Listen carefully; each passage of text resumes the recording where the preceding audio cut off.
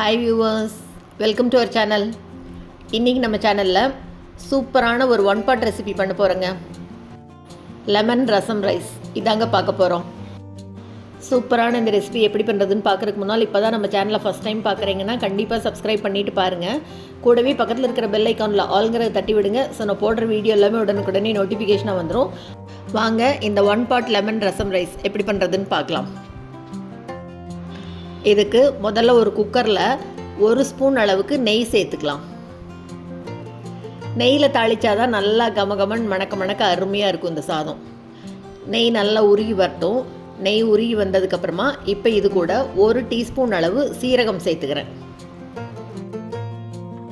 இப்போ சீரகம் பொரியும் போதே இது கூட 1/2 டீஸ்பூன் அளவு கடுகு சேர்த்துக்கலாம். இந்த ரெண்டும் பொரியும் போதே நல்ல வாசனைக்காக 1/2 டீஸ்பூன் அளவுக்கு பெருங்காயத்தூள் சேர்த்துக்கிறேன். இப்போ 2 தக்காளியை இந்த மாதிரி சின்ன சின்னதாக கட் பண்ணி எடுத்து வச்சுருக்கேன். 2 தக்காளியை சேர்த்துக்கலாம்.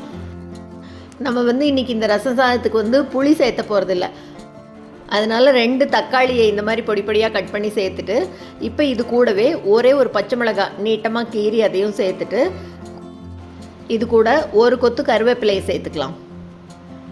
கூடவே சின்ன துண்டு இஞ்சியை நல்லா தோலெல்லாம் சீவிட்டு வாஷ் பண்ணிவிட்டு இந்த மாதிரி துருவி சேர்த்துக்கிறேன். இதில் இஞ்சியை கட் பண்ணி சேர்த்த வேண்டாம், பல்லில் அங்கங்கே அகப்படும், சரி வராது. அதனால் இஞ்சியை துருவி சேர்த்துட்டா தான் நல்லாயிருக்கும். இப்போ எல்லாத்தையும் நல்லா ஒரு தடவை அப்படி கலந்து விட்டுட்டு 2 கப் அளவு தண்ணி சேர்த்துக்கிறேன். இப்போ மெஷரிங் கப்பில் 2 கப் அளவு தண்ணி எடுத்து வச்சுருந்தேன், அதை தான் சேர்த்துருக்கேன். இப்போ கலந்து விட்டுட்டு ஒரு 1/4 டீஸ்பூன் அளவு மஞ்சள் தூள் சேர்த்துக்கலாம். அடுத்ததாக ரசப்பொடி சேர்த்துறேன். ரசப்பொடி 2 டீஸ்பூன் அளவு சேர்த்துறேன். பாருங்கள், 2 டீஸ்பூன் ஃபுல்லாக சேர்த்துருக்கேன். இப்போ இதையும் நல்லா ஒரு தடவை அப்படியே கலந்து விட்டுடலாம். தண்ணி கொஞ்சம் தாராளமாக சேர்த்து ஒன் பாட் ரெசிபியாக பண்ணுறோம், அதனால ரசப்பொடி கொஞ்சம் கூட சேர்த்தினா தான் நல்லாயிருக்கும்.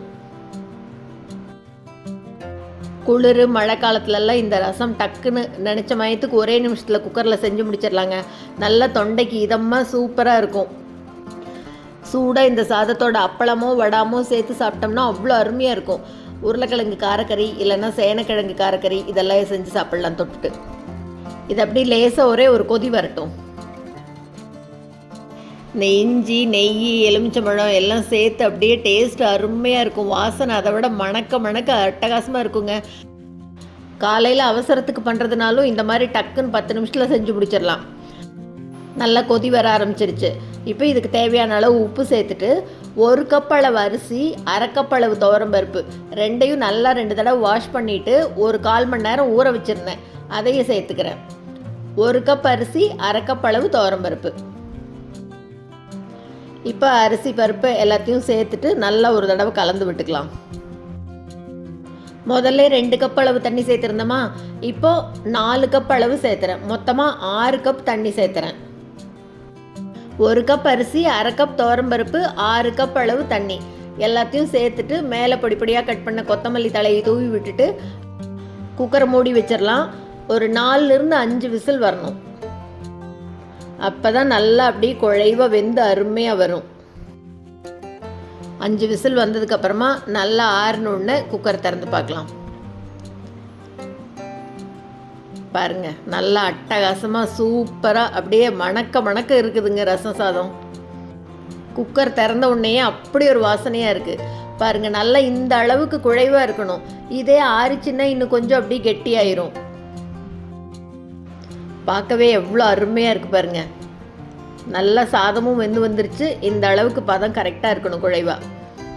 இப்போ இது மேலே இன்னும் கொஞ்சம் கொத்தமல்லி தலையை தூவி விட்டுட்டு கூடவே ஒரே ஒரு ஸ்பூன் நெய் சேர்த்துக்கிறேன். இப்போ இது மேலே ஒரு பெரிய சைஸ் எலுமிச்சம்பழத்தை ஃபுல்லாக பிழிஞ்சு விட்டுக்கலாம். குக்கர் ஆறுனதுக்கு அப்புறமா எடுத்துட்டு அப்புறம் கடைசியில் பிழிஞ்சா போதும். லெமன் 2 மூடியும் ஃபுல்லாக பிழிஞ்சிடலாம்.